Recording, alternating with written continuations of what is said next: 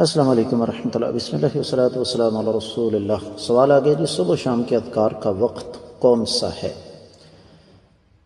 اس سلسلے میں جب دور حاضر کی ایک عظیم ترین شخصیت شیخ ابن باز رحمہ اللہ سے سوال کیا گیا تو انہوں نے فرمایا کہ اذکار المساء یستحب اداؤها بعد العصر، کہ جو شام کے اذکار ہیں ان کا بہترین وقت عصر کے بعد ہے، اور یہ تب تک رہتا ہے جب تک سورج غروب نہیں ہو جاتا، اور صبح کے اذکار یہ فجر کی نماز کے بعد سورج طلوع ہونے تک کسی وقت بھی پڑھے جا سکتے ہیں۔ رہا یہ مسئلہ کہ اگر اس وقت نہ پڑھے جائیں تو پھر آپ بعد میں کسی بھی وقت پڑھ سکتے ہیں، لیکن ان کا اصل وقت وہی ہے جس کی طرف میں نے اشارہ کر دیا۔ امید ہے کہ انشاءاللہ آپ کو اچھی طرح سمجھ آ گئی ہوگی۔ واللہ تعالی اعلم۔